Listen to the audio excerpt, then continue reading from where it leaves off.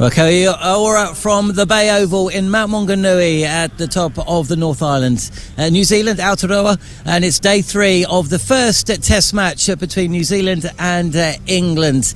And what a couple of days we've brought to you here on TalkSport 2. England with their noses in front pretty much from the offset, but New Zealand, thanks to a quite brilliant test century from Blundell yesterday, have been clinging on. They're clinging on as we enter day 3, and if day 3's anything as good as days 1 and 2, then we're in for a treat. Here's Broad then, first delivery of the morning, and it's over pitched and it's whipped away for 4 by Devon Conway. Hit high and a towering blow that sails high over the rope into the marquee. A huge 6 from Wagner. Going to spoon the next one straight to mid-on and be caught. Well, after all of that, they've gone full, maybe a slower ball as well, and Wagner is a long way through the shot and a very easy catch. Ollie Robinson has got the breakthrough. Daryl Mitchell has been deceived. He's been wrapped on the pads. Alim Dar's fingers gone up. Broad and Anderson for England has got 1,000 wickets between them. Forward comes Conway, driving, big gap in the offside. He will move to his half century. He's holding things together. Conway comes down the wicket and launches him high over the bowler's head. Into the crowd, maybe 5 metres beyond the white picket fence. That will be that for the session. 138 for 5 then New Zealand, starting the session 37 for 3. They added 101 runs. The first over after the drinks break, the first ball is driven very sweetly indeed by Devon Conway through the offside to the cover boundary for 4. Conway has pulled it straight to square leg.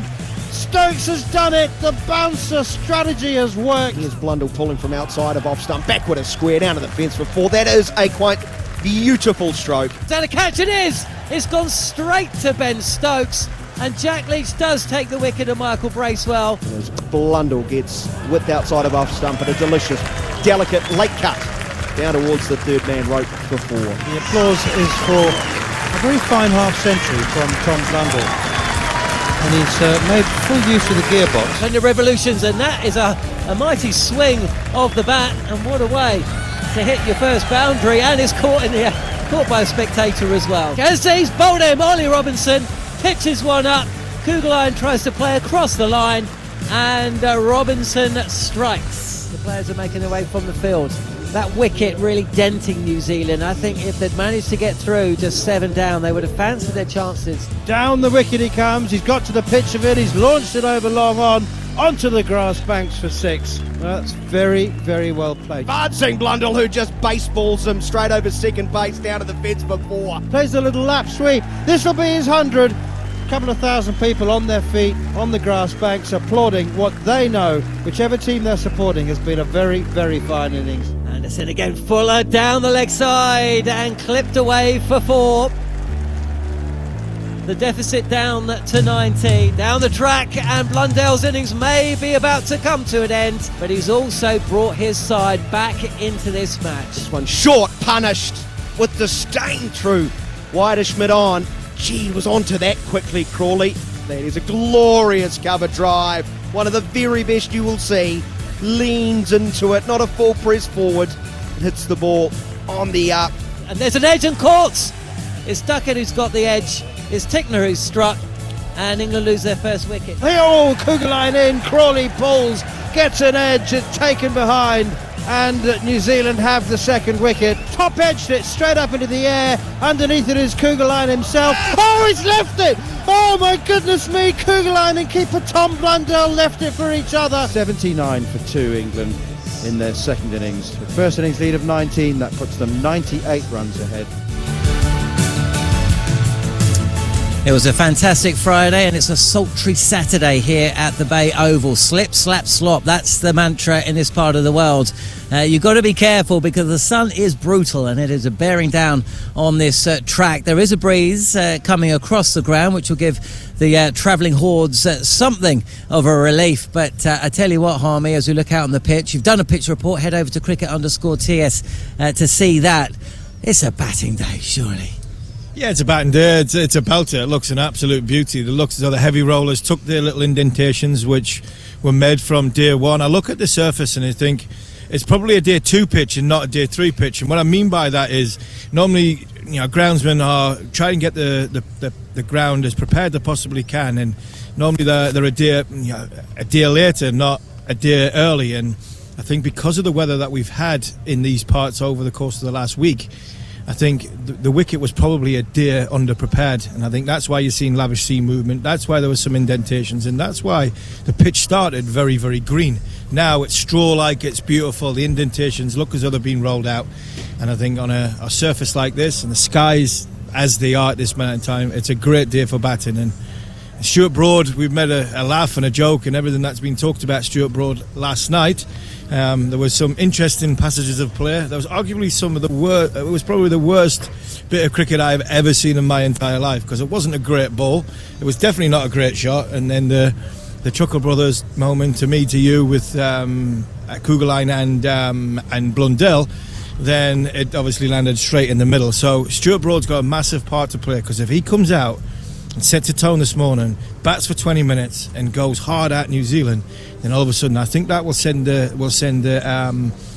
momentum in England's favour to try and kick on and get as much as they possibly can, because England will look to bat until probably 8 o'clock tonight, give them as much chance as they possibly can to get in a point like they did on day 1 to try and get New Zealand 2 or 3 wickets down under lights later on tonight. Much has been said about day-night test cricket. If this was a day test, the scene would be set. England bat, and they bat until they're bowled out. They leave themselves 5 sessions to bowl New Zealand out. But because it's a day-night test, it changes the tactics. And now all of a sudden, we're not expecting England to want to bat all day today and for a good section of tomorrow. We're expecting them to bat today, bat quickly, and then, as you say, put New Zealand in. This day-night format does change things around, and I think that's something that we're starting to appreciate a little bit more.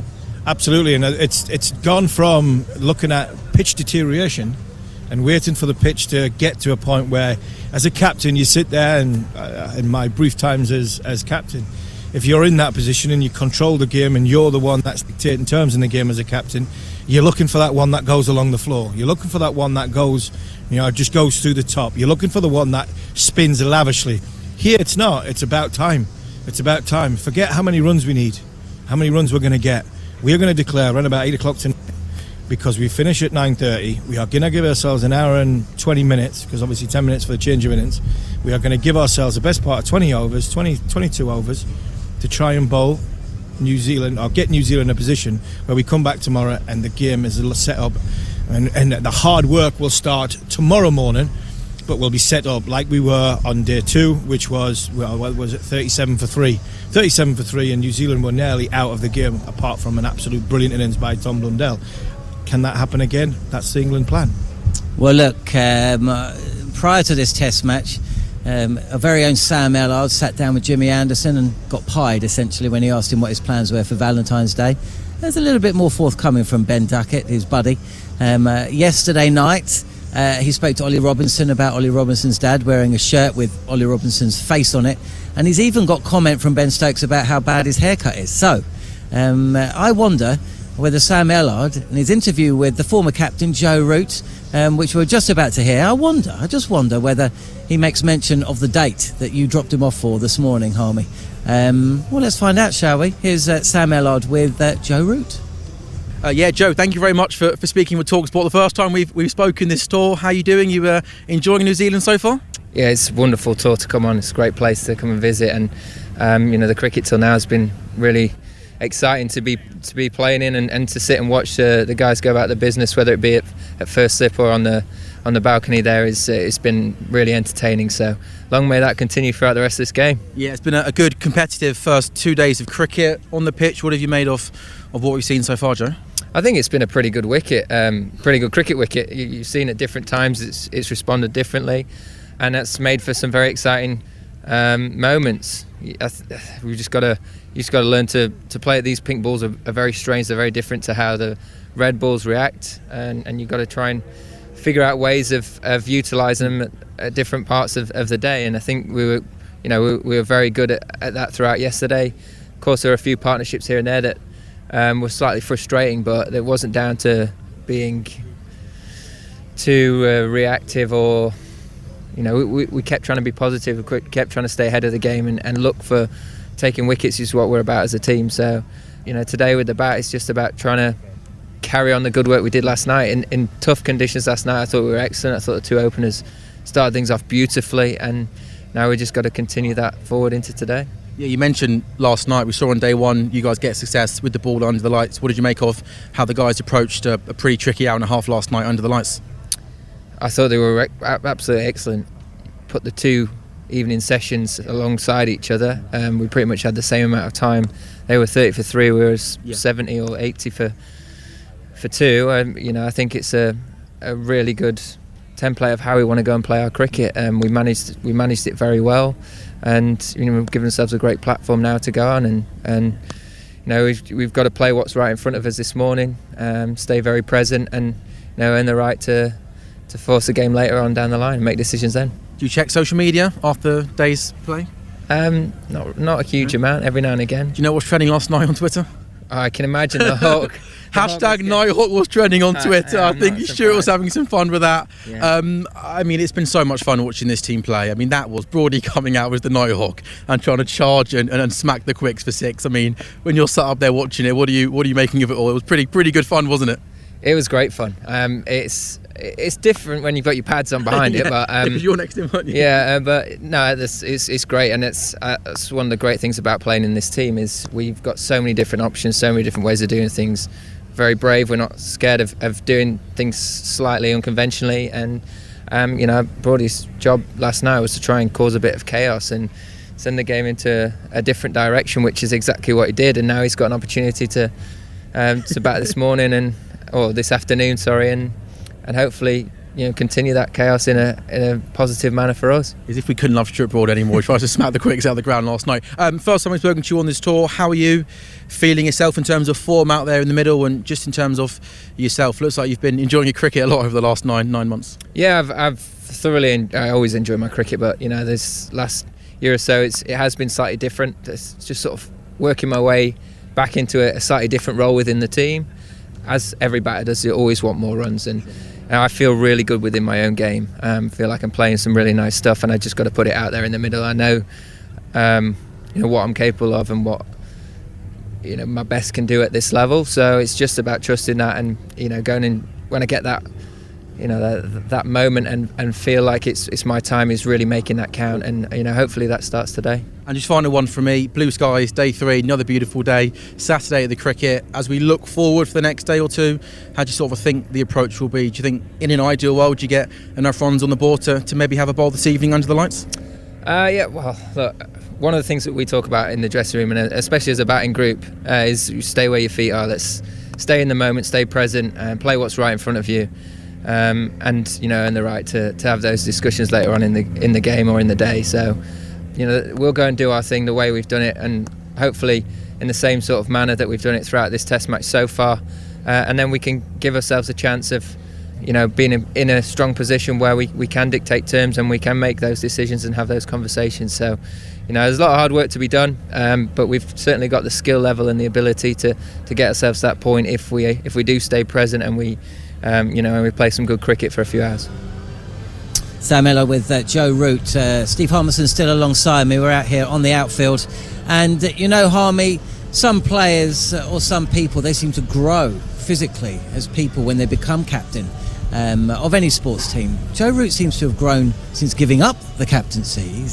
He's not one to go at short leg, mutter around for a couple of innings and then decide to call a retirement and head up to the skybox, is he? He's loving it. Yeah, he's loving it because he's not loving it because of anything other than he's a special human being. He's a really, really nice guy. He knows what it means to play for England. He knows what it means to be part of a team and a group. He's very, very close to Ben. I thought the last couple of years of his captaincy, he got dealt a huge bad hand. He basically played by himself for that, and that could have broken a lot of men, broken a lot of good men, and he could have. Many other captains have gone and muttered at short leg and disappeared off into the commentary box, but no. I'll never forget what Rob Key said very first part of his press conference.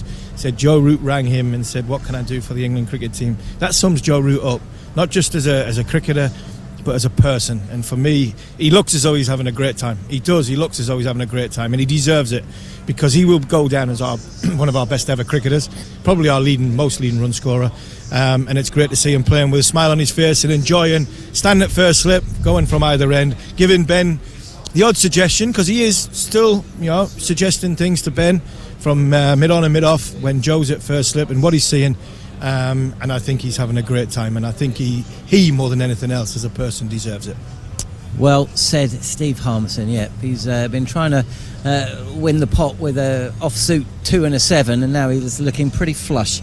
So fair play to him. Okay, so day 2 at the Bay Oval was all about one man, really. What a superb knock from Tom Blundell. His second Test century against England, his 4th in total. He's averaging the best part of 75 in the last 12 months, and we've been asking the question, is there a better wicketkeeper in the world game in Test cricket than Tom Blundell is right now? I don't think there is. You may disagree. Get involved with us. Either way, following play on day 2, Sam Ellard caught up with the New Zealand wicketkeeper.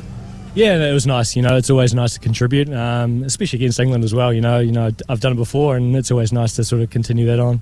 And you had to spend a lot of the innings batting with the tail, with a big first innings deficit still to make up. How did you find trying to sort of hold the innings together? And to be fair to some of the guys lower down the order, they did their bit, didn't they? They hung in there with you. Yeah, they did. The tail sort of wagged, which was nice. Scott Kugelheim, the way he came out in bat and started off hitting those 2 nice boundaries, and then obviously Ticks at the end, sort of helped me through it, which was nice. So, kudos to those guys. What did you make of conditions out there? Yeah, the wicket's good. The ball didn't probably swing as much tonight as we probably wanted, but I think the pitch is pretty good. Overall, good for batting. So hopefully tomorrow we can pick up an early wickets and put them under the pump. And we saw England very good with the ball late last night. What did you make of conditions late this evening, and how do you think you guys bowled there in that sort of last hour and a half to England? Yeah, I thought we brought it back quite well. Obviously they got off to a good start, and I think to get a couple of wickets should have been 3. To get those couple early was nice, and I think we take a bit of momentum going tomorrow. And what's the key tomorrow, bowling to England, to try and take these 8 wickets as quickly as possible? Yeah, I think it's just wickets early. Obviously the wicket's pretty good to bat on.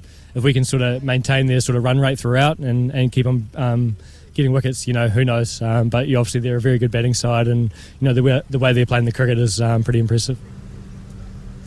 Brilliant stuff. What a knock yesterday. Daniel McCarty is alongside me now, and Daniel, if not for that innings, then this game would be as good as done from a New Zealand perspective. Hot toast, they would be. They'd be on toast, New Zealand. Good to see you, John. Good morning to everyone. Good afternoon, wherever you may be. Can't wait for this moving day, as they call it. Hugely important innings by Tom Blundell. He really hasn't had a wonderful 15 months in English. Cricket fans probably sick of the sight of him, considering what he did back in England over that 3-test series, now 200s against them. Mirror image his performances away from home, at home. Really important knock. Honourable mention too to Devon Conway, that 77. Without those 2 Wellingtonians' efforts, New Zealand would be a long way away, and they still have hope today. They're going to have to bowl very well though in the first hour of play. They haven't got it right early in both innings. They get another little chance here. The ball's not all that old, still be a little bit hard. They've got to find a way to tie up one end and attack from another.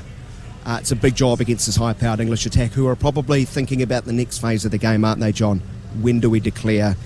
How long can we get under the lights tonight? All going well, England declare not long after dinner, I would think. If they got the same rate in session 1 and 2 as we swore on day number 1, John, the lead's going to be 375 at dinner. Well, the second interval, the long break, as we've been jokingly calling it. So, really significant day. One team looking to set up a victory. One team sort of looking to hang on the back of the shirt of a team who's possibly running away from them.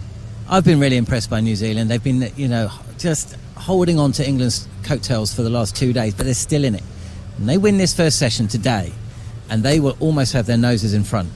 There's a real chance here, and you've got to earn the right to be in a game of Test cricket, and New Zealand earned the right, and they got the bit of luck coming back their way last night. There was a drop catch, tough one, behind the stumps from Ben Foakes. There was a caught behind decision that wasn't reviewed by England, and if it had done, it would have been overturned. There was a ball that just dropped short of Stuart Broad, who was just a little bit further deep than maybe he would have been earlier on in Blundell's innings. So there was these little moments that went New Zealand's way, and they've got to hope, because they also had one that went well against them with Stuart Broad's should have been dismissed late on in the evening. 3 wickets in the column, and suddenly New Zealand feel a little bit, they've got the chests out coming out today.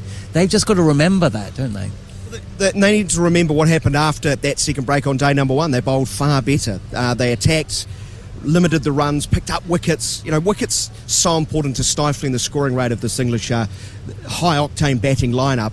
And they're after wickets, of course, here, but they're a resourceful bunch. That's what they've prided themselves on for a number of years. So they've had some really off sessions, but give them credit. They've dusted themselves off, come hard, whether it's Conway and Blundell, especially with the bat. But they've got to latch on to that little period of play, I think, after the second break on day number 1, about how they can get a consistent line and length and stick to their plans for a little bit longer. The Nighthawk, Stuart Broad threw them off their game. Like, he came out and you look at the fields, the slips went, the field spread, they forgot about targeting the top of off stump, and they were bowling at a line and length where the modes of dismissal were quite limited. So I'd like to see them persevere with more of maybe a traditional approach. Don't go chasing too much. England's going to come at them, and that should, all going well, present New Zealand a few opportunities. I think conditions are a little bit better for bowling too. I know Neil Wagner's very, very excited about getting down the Mount Maunganui end with this. It started northeast, it's more swinging to the north, so that sort of 1 o'clock on your dial, if you imagine, 12 o'clock on your clock behind from the northern end, that will help Wagner, who'll be bowling downwind, and also that breeze will help his natural in-swing. So they've got to find someone else to bowl well alongside Tim Southey. And Neil Wagner's the guy with all the experience, all the test wickets. So whether or not they attack from that northern end, I know you've pointed out to me Daryl Mitchell did a lot of bowling in warm-ups. Maybe he's one who can, look to dot it up, to use that terrible phrase, with the keeper standing up. So I'm not sure Bracewell's going to be a big part. I'd like to think he could be. But if he comes into the attack, the off-spinner, the surface looks very good for batting still, and there's no real abrasions for an off-spinner. Jack Leach, though, 4th innings of this test. Let's keep an eye on a big foot mark that is developing outside the off-stump of the left-hander. From the end, the Mount Maunganui end, he's predominantly bowled from the city end. He'll be looking to bowl into that. If anything, right now it's maybe just a little bit too full, but one's developing a little bit too short, so if he can hit a good length, and even when he gets it wrong, he might have that to bowl into. So that's something we probably need to keep an eye on. But other than that, conditions are just brilliant for batting, aren't they, John? What a day we have. Well, we need to keep an eye on the umpires as well, because we've got to get off the fields. Daniel? I feel like staying out here and fielding in the gully. Well, go for it. It'll be quite nice. As long as you're back for your first commentary stint, you can do what you like. OK, well, look, we're all set here at the Bay Oval. We're about 5 minutes from the start of play, and really this first session. We always talk about the first session, but I'm not going to make any apologies for it. It is absolutely crucial. New Zealand take 3, maybe 4 wickets. They are well and truly back in the game, but our scorer, Gary Morgan, has just pointed out 5 of the 6 sessions have seen in excess of 100 runs scored. England go at that rate and lose 1, maybe 2. And defensive field settings and a little bit of a go slow might be the order of the day from New Zealand. We shall see what is about to occur, and you shall listen. And it will be Steve Harmison, who's made his way up to the comms box, and Neil Manthorpe, who's got his thumbs in the air, or just one thumb, who are going to take you through the first few stages of day 3 here of the first test match between New Zealand and England. Thank you very much indeed to John Norman. It is absolutely glorious. It's a wonderful, wonderful day at the Bay Oval, and it's dress-up day. It's the Saturday of a test match, and when you get to the end of 2 days of, the class of the entertainment, the quality of the entertainment was almost a byproduct of the fact that we've got to day 2, and all options are very much a possibility in terms of results. England are ahead for sure, but we can see a way, partly because of England's positive batting and the new style in which New Zealand can fight their way back. And if England go too hard, lose a couple of early wickets, get into a bit of trouble, they could be bowled out. And we could have a very, very eventful last 90 minutes. We've had 5 wickets fall in the last session on the first 2 days, Steve Harmison. So you'd rather be England, wouldn't you? I mean, I think they're ahead, leading by 98 with 8 wickets in hand. But there's reason for New Zealand. I think, what do they do? Just be patient and hope that England give them a couple of wickets like they did in the first innings? Yeah, I think so. Yeah, good evening, everybody at home that's listening. And it's going to be, like John Norman said, a fascinating first session. I think, do you know what, Manners? I think largely down to Stuart Broad. Really, it's something so simple, so stupid. But Stuart Broad, who's come out to bat at number 4 for England, who 10 years ago that wouldn't have been an impossibility. But the way he potentially could come out for the first 15, 20 minutes could dictate where this game, not just where the game goes, but where the day goes. If New Zealand come out and knock Stuart Broad over, momentum with New Zealand, they look at 98 in front, 3 wickets down. Right, we were expecting a hard, toiling day, but we've got the celebration in us. We've got the momentum with us. Let's charge and let's see what England come at us, because England are going to come charging back at us. But if Stuart Broad gets going for 15, 20 minutes, then all of a sudden the slump of the shoulders, the flatness of the wicket, the hotness of the day, knowing that there's not a great deal happens in the first couple of sessions, then all of a sudden when Stuart eventually holds out, you've got the likes of Root and Brook and Stokes to come in behind. The momentum that Broad will give you, then all of a sudden they're coming out playing fast forward cricket, and that is probably what Ben Stokes is going to be looking for the first part of this game, leading into what will be, no doubt, no matter how many England got, a declaration between 8 p.m. and 8:20, because it's gone of the days, Manners, where you've watched cricket at 84 different test venues. We've not had a great deal of international day and night cricket. It's not about the pitch deterioration. It's not about waiting for the one to go through the top or the one to spin. This is a declaration when the lights are on. I will declare 30, 40 runs shorter than what I probably normally would, because I potentially could get 3 wickets in the lights, and that's game over. And that's what happened in the first innings, and I can see England getting to that point tonight between 8 and 8:20, no matter how many they've got, because I can't see them getting to 8 or 8:20 tomorrow night, and I think Ben Stokes will want to bowl then. Thing is, Harmy, if they are still batting at 8 o'clock tonight, they will have enough runs. 100%, yeah, and that's again comes down to the Stuart Broad effect. If he comes out and whacks a couple of 4s and nicks a couple over the top of slips and gets England off to a fast start momentum-wise, and the crowd start getting going, and they see it's obviously fancy dress day to day. We're going to have a great atmosphere inside the Mount Maunganui Bay Oval. He could be the one that just lights that ignition for England to carry the other day of getting somewhere close to 6.5 and over that England have been going at, to potentially get 400 plus in front to try and give themselves the best chance to win in this test match. Yeah, when I said they will have enough runs, I'm not saying they will have enough runs to win the game. I'm saying they will have enough runs to be comfortable to declare. Yes. If they're batting by 8 o'clock, I mean, England find it far more difficult not to score 100 runs in a session these days. And 8 o'clock is only two sessions away. It's not as though we're starting at 11 o'clock in the morning. It's day-night game. 8 o'clock is literally 2 sessions, and maybe 10 overs into the last session before the lights 2 really take effect, and that's when Ben Stokes will probably want to bowl. Right, it'll be Neil Wagner to open up the attack from the Mount Maunganui end, and as you said, it's dress-up day on Saturday. I've seen Lawrence of Arabia, the Pink Panther. Here is Wagner then. First delivery, up onto his toes goes Stuart Broad, opens the face of the bat and runs it to backward point. Straight to the fielder, Kane Williamson, and there's no run. And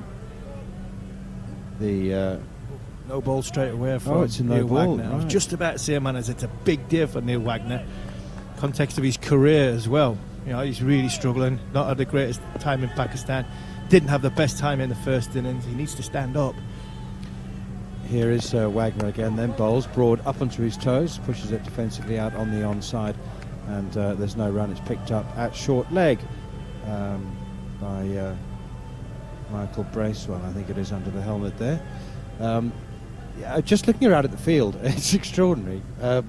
Stuart Broad's reputation precedes him, and obviously there are no secrets to the way he bats these days, and there are no slips.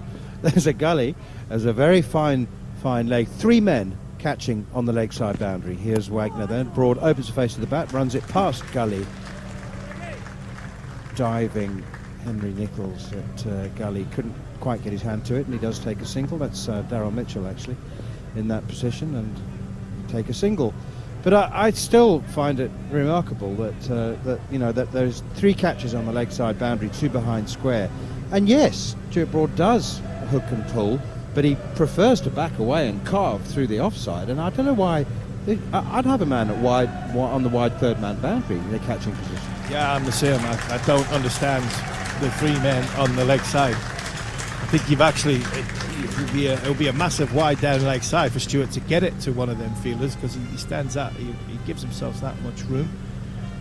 Again, I question this New Zealand, not the tactic, but whether they've done the homework on field positions, because the first innings I thought they were glaringly caught wanted with some of their field positions, with how they were trying to bowl. I'm not sure they were trying to bowl all the time in the short ball route, but some of their fields were really puzzling. Wagner out to the crease now, bowls to the right-handed Ollie Pope. It's very short, and he ducks underneath it and allows that one through to Tom Blundell. New Zealand actually were the pioneers in different field positions. I think going right back to the days of Jeremy Coney. He was the first man to sort of have a slip cordon at mid-wicket on a slow pitch or at cover. And New Zealand have this. Tim Southey's doing something quite different here. Short of Pope, goes for the pull shot, doesn't time it at all, straight to backward square leg. It is fielded this time by Michael Bracewell, but he's got a short leg and 2 men saving one either side of him. It's a backward square leg and a straightish mid-wicket, and then another man at deep backward square leg. So he's got the in-out field. He's got the short leg and the deep backward square leg. Yeah, I don't mind this field because he's got the short leg for the short ball and the bouncer, and if he gets tucked into the leg side, he's not going to concede a signal. Here's Wagner, and that is ducked, left alone. Ollie Pope manages to get his head underneath it. Well, yeah, what's interesting, so they say the in-out field. So if you decide to play the short ball, if you are of a mind to play it more than leave it, then you've got the short leg and the deep square. So if you play the tuck shot, that's it. That from a bowling point of view, this is what I would want as a field. I've got a catcher at short leg, I've got a catcher at fine leg, and a catcher in the deep square. But I've also got, not for the sort of cheap single. Here is Wagner again. That short, Pope pulls it very nicely. It's completely controlled down to deep backward square leg. Tidied up there by Henry Nichols, and they do go through for a single. So Ollie Pope will keep the strike. First over is completed. 17 done in the innings now. England's lead is above 100. 3 runs off that over. 17 overs gone, 82 for 2. And the thing that I think teams haven't got the grips with England as of yet. England now have played, this is the 11th Test match under McCullum and Stokes, and I think you've got to get away from the conventional field. You come to a Test match, 3 slips of gully, and have that. We've seen in the first innings, if you cut the boundary options off, England will try and still be positive and try and get forward. So it's not an ego thing, it's not a bravado thing. If you're going to make sure that they haven't got somebody they can't get a boundary at deep square leg, they can't get one at deep point, thirds blocked off, fine legs blocked off, and then you have catching positions in and around to stop the sort of singles of rotation of strike, then all of a sudden England then have to try and find another way to get a boundary. Tim Southey's in now to bowl to Ollie Pope. First delivery's outside the off stump, very wide, left alone. We were just talking about slip cordons at cover and mid-wicket. Well, there's a cover roadblock now. Two short catching covers. 2 speed humps. That's right. That's exactly right. 2 speed humps. Talking about, I've seen David Boone, first ever captain, great man, match referee in this game, and he used to call our wicketkeeper at the time, Martin Speed Hump. Southey in once again. That's much straighter, good length, pushed away defensively by Pope up towards mid-on. Great character was Spatey. Harry Brook's coached Harry Brook throughout his junior cricket stuff through the Sedgwick School, but Boone used to stand at slip and give Spatey some stick, the speed hump. You know, he'd slow it down. He wouldn't exactly stop it. But this is what basically New Zealand have got. They've got men in the middle. Southey in, Pope again, forward, back and across, plays defensively, straight back to Southey, and there's no run. Slip gully, 2 catching covers, mid-on, deep square leg, and a man on the cover boundary as well. So, I mentioned Jeremy Coney, you know, like the early 80s, innovative, creative thinker, made the absolute best of the resources at his disposal. And there's been a whole series of New Zealand captains. Stephen Fleming was a great innovator, creative thinker. Here is Southey again. Pope leaves alone outside the off stump. And, you know, there's been a couple of New Zealanders that have pointed out to me since we arrived that England's captain was also born here. Yes, England captain was born here. He's proud that he was born here. Mum, Deb, who... get onto the Barmy Army Field Twitter feed. She's done a great video trying to raise some funds. Here is Southey once again up to the crease. Big away swinger, booming away swinger from their hand. Pope across, and it's full enough for him to drive, but in the end checks it to mid-on, no run. Raising funds for obviously the storm victims and people who have obviously been affected by that. It's a lovely video, so if you could get onto that and help, that is great. And Deborah Stokes still lives in New Zealand, and I think Ben's staying on for a little bit just after to spend some time with the family, well-deserved time with his family. Southey in again, wide outside the off stump, and Pope leaves that one alone. And there's no run, quiet, tidy, respectful over from Ollie Pope, treating the New Zealand captain with the respect that his reputation certainly merits. Pope is 15, Broad is 7, and after 18 overs, 82 for 2. Well, I mean, what would I mean? Ben Stokes retired from ODI cricket at the moment and plays very little T20 internationals. The next assignment for England starts not in about 10 days' time, doesn't it? In Bangladesh, or less. Bangladesh. No, about 10 days. The day we finish here, there's a one-day international or T20 international, whichever it is, in Bangladesh, which is it's quite remarkable, to be honest.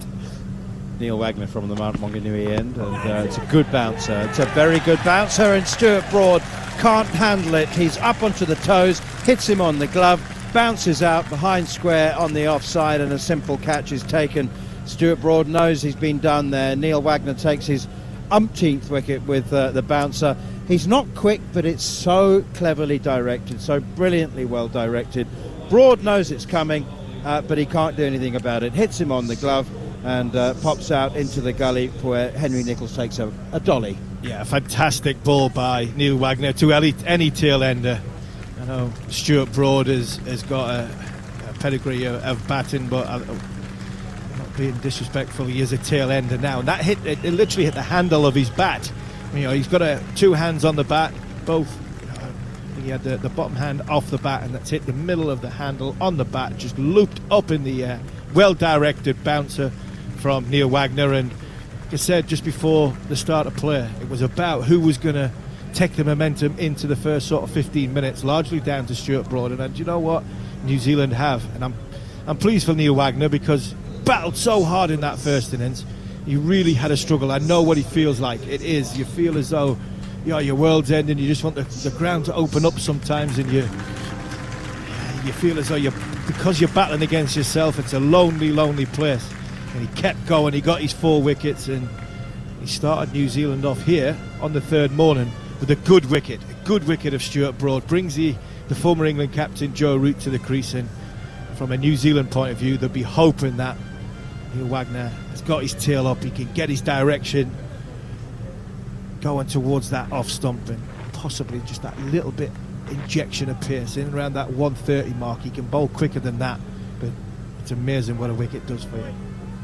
Yeah, Neil Wagner's never been out and out fast, but his control of the short ball is extraordinary. Here is Wagner then, bowls. It's another short one, but having said that, his direction is brilliant. Commentator's curse. That's gone way down the leg side, and Joe Root watches it pass harmlessly by. We haven't said good morning yet to Jared Kimber. He's just putting all his coloured pens and pencils in order and getting himself ready. My first question to him would be: are there figures to tell us how many of Neil Wagner's 250-odd wickets have been taken with the short ball? Short down the leg side, pull shot attempted by Joe Root. Polite inquiry as to whether there might have been a little touch on it from Wagner. Not supported by Tom Blundell, and England remain 82 for 3. It's a very high percentage. Yeah, it is a very high percentage, and he's continued with the short ball route. But I like this more from New Zealand. You look at the field, and the field is set up to stop England from hitting boundaries. It really is, and I don't mind that, because sometimes when you go to the conventional field and you get a new batsman in, 2 slips, gully, you can leave gaps and get... England don't need too much encouragement. Wagner in again, short, pulled by Root, controlled down into the ground, fielded by Bracewell at backward square leg. No run. They don't need the encouragement, because they're going to come positively at it. Perfect example. If you have a conventional field, 3 slips, 2 slips, gully, short leg, that would have been 4 runs. You know, Joe Root, what has he faced? He's now faced 3 balls. That would have been 4 runs normally, because that man wouldn't be there. This is better from New Zealand. They've been thinking outside the box, because England play outside the box. Stop the boundaries, you'll get rewarded. Wagner in again, short, pulled by Root, not timed. They spliced that. It was in the air for a little while, and it wasn't heading towards Tom Latham, who's fielding under the helmet at short leg, and it fell well short of Bracewell at backward square leg. But yeah, I mean, it's 5-4 leg side field. That's not unusual for Neil Wagner, but there's a good deal of thought. The fly slip as well. Both teams have had one, and Daryl Mitchell is now he's second slip on a boundary. That's right, exactly. Here Wagner short, Root again pulls, hits it hard this time. 3rd pull shot in a row, and this time middles it nicely. It's exactly what he wants. 2nd slip on the boundary. Single off the last ball of the over. Joe Root is off the mark with that run.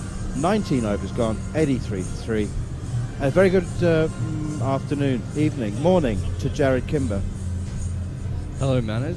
You said something interesting about Wagner I wanted to ask you about, because I would argue that when he came through in South Africa, he was originally seen as more of a fast bowler. Maybe not, Nancy Haywood level fast, but didn't he have an era where people thought of him as, sort of a fast bowler? Because I would argue that he went from being a fast bowler to being a swing bowler to being a bouncer bowler. All the way through, he kept reinventing himself, which goes back to your comment yesterday about how he was desperate to become a professional, so he keeps finding ways to be efficient and get paid. Southey in, down the leg side, poor delivery, and it's may just have brushed the pad of Ollie Pope, but it's on its way Joe Root, but it's on its way down to the boundary anyway. Did he get a little bit of bat on that? No, I think it just clipped off his pad, but to go on Jared's point, he had some competition out there, Jared, didn't he? Mone Morkel, Dale Steyn, Mackay Rintini. He did. Some decent fast bowlers playing at that time. But interestingly enough, South Africa doesn't really make left-arm bowlers, and so he should have stood out from that perspective. Here is Southey once again up to the crease now, and that's an inside edge. That is a false shot from Joe Root. He's trying to run it into the gap between 2nd slip and gully, and he's got an inside edge rather than a delicate touch down towards 3rd man. It's actually gone down to fine leg. So 4 leg byes followed by a fortuitous 4 off the inside edge. Jared, you might well be right. He may have bowled fast, but as Harmy says, Morne Morkel and Dale Steyn were also part of the same team at the Titans or they were called Northern Transvaal then. Here is Southey again, and that's pushed away defensively out towards extra cover. And because he was, he's actually physically even smaller than Dale Steyn, who's physically a small fast bowler. But you're right. He's reinvented himself, and I just think it's incredibly admirable that he has created for himself the career that he has. Anyway, how many of his 200-odd wickets have been taken with the short ball? Is there an answer to that? Does it exist? There is. Southey in again, that's pushed defensively, no run, 91 for 3. No, I'm just working on that at the moment. But yeah, the reason I mentioned the other thing was because when he was first picked for New Zealand, he was kind of more picked as a swing, standard seam bowler at that time. And the reason that the short balls come about is because he doesn't get the Southian Bolt didn't give him the new ball, right? He got moved into this new position he never bowled into before. And his ability to adapt with that career, I think has been remarkable. Also, the Glenn McGrath picking him out as a kid is quite a fun story. Outside the off stump, left alone, 91 for 3. Tell it quickly then. So, I'm pretty sure, is it the 2003 World Cup diary that Glenn McGrath has? You might remember the exact book, Manners, but it's really, really early on in Neil Wagner's career when he's quite young, and he comes across him, and he basically says this guy's going to be a future star. And he was right, maybe wrong country, but he certainly picked that he was going to be a star. Here's Southey outside the off stump, and a little push. A very unconvincing push from Joe Root at that one, and beats the edge and is taken behind. But I don't know whether Joe Root was sort of of two minds about leaving that one, but it was very unconvincing. 20 overs gone, 91 for 3. It back, it was a beauty. It's a ball that seam was sort of wobbled, scrambled, and it's nipped back big. It's gone big, and Joe's been sort of cut in two. Got in a decent position to sort of have a full face of the bat. Nice, beautiful elegance that he normally does, cover drive. And it's just sort of bounced and nipped back on him. So that heavy roller that we talked about before, Manners, 7-ton heavy roller that's normally on the tarmac, hasn't gotten all the, I think, indentations out, because that must have hit one of the indentations. And it's nipped back and gone through the former England captain. Neil Wagner from the Mount Maunganui end. Short, pulled by Ollie Pope, and he's got right underneath it and helped it away onto the bank over fine leg for 6. It was a long hop from Neil Wagner. He's got to go shorter than that. He's got to get it up to chest or shoulder height, hasn't he? He can't. Ever since I said it, his bounces are so well directed, he's got a couple very wrong. Jared, just to go back to finish off on that point, you know how quickly the mind is made up about players in South Africa. They get pigeonholed very early, and they're difficult pigeonholes to escape from. Wagner in again, short and wide. It's cut away, slashed really, down to Daryl Mitchell at fly slip by Ollie Pope. He picks up a single. Certainly Root and Pope they're not off to a flying start, but in the last 2 overs they've shown signs of aggressive intent. Ollie Pope, the ball before, has gone inside to get the bouncer to help it on its way, and that time he gave himself some room. So because the way the field is, England players now are just giving themselves some room to get to the short pull. Wagner in again, bowls short, pulled again by Joe Root, hits it nicely down towards fine leg, and they go through for a single as Scott Kugelheim does the fielding. So Jared, I think very early on Neil Wagner was told, you're not big enough, you're not fast enough, you don't eat enough red meat, and you're not going to make it. He doesn't really look like someone who's not going to eat a lot of red meat. I mean, also, he's had a very un-South African career, because as you said, people get pigeonholed over there, and they usually become a specialist, or they don't usually change exactly what they do as often as he has. Here is Wagner once again, short. Oh, and he's got underneath that, and he's pulled it away for 6 more. Ollie Pope getting, well, he's actually positioning himself. He's waiting for it. He knows Wagner's going to bowl short. He's taking a step out to the off stump, and he's deliberately getting underneath it and helping it on its way for 6 more. Yeah, he's standing sort of baseball style. He's opened his stance at the crease, so I would say the tip of his right foot is on off stump, if not just outside off stump. And he's a little bit like Shivnarine Chanderpaul. He's nearly sort of front on as Wagner is releasing this ball, which makes it easier for him to elevate over the leg side. It's a big boundary on the leg side, but he's standing wide open, and he's saying to himself, if it's short in a height, I'm going to try and hit it in the air for 6. Wagner in again, bowls. It's short outside the off stump, but pulled by Ollie Pope through the leg side out towards deep square leg. So, yeah, deep square leg, deep. 2 long legs. There's a fine long leg and a conventional long leg on the boundary for catching. There's a keeper, a short leg, and a gully, and everybody else is spread out. That seems to be the New Zealand field. But I don't mind that. I really don't mind that. You're bowling to a plan. You're having a go with players in catchable positions who are a long way from the bat. Wagner in again, bowls short, of course, and Joe Root's back and across and pulls it down to the long leg. There's only one long leg for Joe Root, two for Ollie Pope, and he picks up a single and keeps the strike. I have to say that England are off and running now. They've lost Stuart Broad for 7, but Pope and Root are showing very clearly aggressive intent. Root 7, Pope 29, 107 for 3, more from Steve Harmison, and then it'll be Dan McCarty for the first time today. Sorry, Harmy, just before you come in. Go, Jared, go. Manners, good to see me. But I've got the numbers back, so we're going to have to tell Manners when he comes back later. But essentially, I looked at wickets where the pitching was more than 9 metres. There's 117 wickets in the database of his 233 wickets have been shorter than 9 metres for Neil Wagner. The next best is Broad with 96, and as we know, he's taken a lot more wickets than Neil Wagner. It just tells you how many extra. Here is Southey wide of off stump, no stroke from Root. It just tells you how many wickets he has got with the short ball compared to anyone else. So Wagner has 117, Broad has 96, and Mitchell Johnson has 77. So both Mitchell Johnson and Stuart Broad have a lot more wickets. Mitchell Johnson is known for someone to get a lot of wickets with the short ball, and Wagner is still killing him, and over 50% of his wickets have been 9 metres or shorter. Right, so that was 117 of 130 wickets in the database, because he's over 250 test wickets, so could be more. 117 of 233, yeah. Yeah, here's a wide delivery once more, moving further away from the right-handed, no stroke. Two distinct styles we're seeing from each end, Harmy, aren't we? We're seeing a very traditional approach here from Tim South. He's pushing up into a nice breeze for him. He's helping as a way swinger. He's got 2 slips of gully and a short cover, so very traditional, trying to, expand the zone of the English right-handers. He's bowled predominantly very wide of off-stump, trying to get it to go further away, trying to threaten the outside edge more than anything.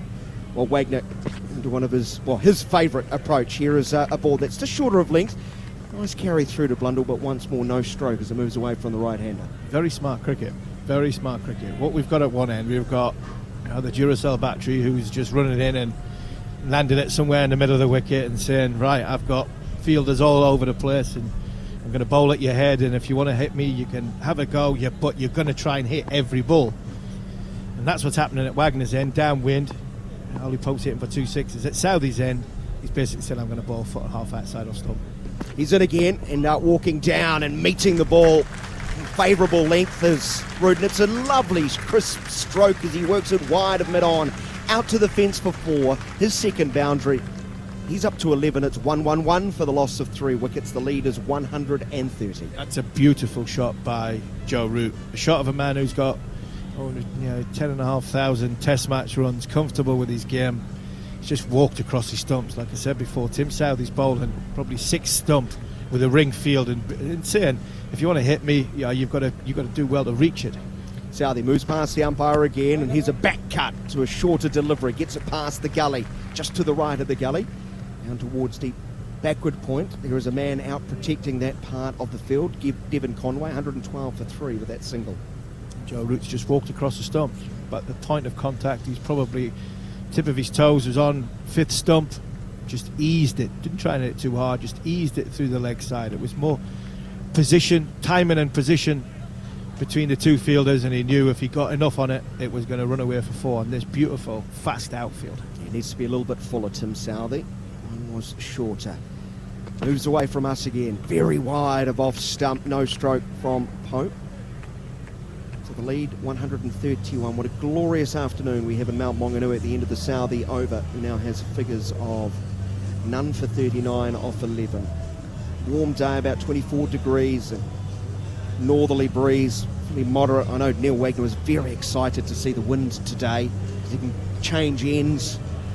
Not as gusty as the first 2 days, which certainly put him off, but what a sight over towards Mount Maunganui. 1, 2, 3, 4, 5 paragliders have launched themselves off the top of the mountain and just hovering neatly up there. What a sight they would see, peering across the Pacific, back across to this cricketing venue. You Fancy yourself up there, Harmy? No, I'm scared of heights. I'm 6'5" and scared of heights. No, I don't fancy myself up there at all. But what a picture it is. Manners has been ran up there every morning. Paul Collingwood was up there this morning taking pictures. Colley's had a look from the top of the mountain. Here's Wagner, short outside of off stump, pulled away powerfully backward as square. Bracewell dives away to his left, palms the ball out towards Williamson in the deep. They'll get a run. I think is encouraging for Wagner. Both are looking to play strokes. That's what they're looking for. A bit like Devon Conway to Stokes last night, but Conway was with no ferocity. The English players are actually really having a go. Yeah, there's a conviction. England are in shot mode and there's more conviction, where Devon Conway was trying to guide it. Wasn't engaging too much. He was just trying to guide it round the corner, where Tom Blundell had the perfect game plan against it. It was in a certain line he was going to play, outside the line he was going to leave. Wagner moves in again, and this one is wider of off stump and chopped away down towards the square of the two men protecting the third man backward point region. That is Tickner field. So he's got inside the line and hit down to up, sort of reminded me of Richie Richardson. Looking to access reasonably small boundaries generally in New Zealand, but it's a decent hit we've seen from Pope to get it deep into the embankment. He's looking to hit on the up. Yeah. The ball's on its way up in the air and he's just trying to help it on its way around the corner. He knows it's coming, so he's got himself early into position. Also happy to play on the offside. Here is Root doing the same. He goes across his stumps, gets inside the line, hits down to up, hits it over. Who's that protecting the boundary rope? It might be Kugelheim, who just has to ask a fan to throw him the ball back, because that's another 6. Joe Root, extraordinary stroke. Yeah, this one was a bit straighter. Cramped Joe Root a little bit more for room than what Ollie Pope did. Ollie Pope got right inside of it. This one was just a little bit straighter for Joe Root, but he still could get his hands free and just help it on its way. Again, it's England. I don't mind this from a New Zealand point of view, because they're not playing shots against Saudi and they're playing shots against Wagner. You control at one end, some risk at the other. Short on leg stump, rolling the wrist over the top of it from around armpit height down towards Kugelheim in the deep. 121 for 3. The lead's now 140. And the ideal plan from here has got to be that you in the game plan situation of Tim Southey is, can I get Root and Pope to go at something which is wide about offside, off stump? They're not playing a shot at my end. They're playing shots at Wagner's end. Can I get them to, because they feel confident of playing shots and are getting runs, can I get them to play something at the other end? Still run a minute stuff as Wagner now around the wicket, and this one is hit high. This is the biggest of the bunch, and an almost outrageous catch by a man diving full length, threatening the lives of those around him, but he shelled it. But what a stroke from the right-hander, who's got right inside the line again. It's above head height. Better from Wagner though, it's better height. The last few that Root and Pope have hit for 6, they've been in total control. I don't think Pope was in total control of that because of the height. That's the height he needs to get. Different angle, went round the wicket. Man in the crowd gone diving across four picnic hampers, 2 deck chairs, and he still didn't catch it. 127 for 3, Pope up to 36. He gets one about waist height on leg stump and howls it away towards Williamson, a deep square. Another run, 128 for the loss of 3. So Wagner's figures, 1 for 52 off 6 overs.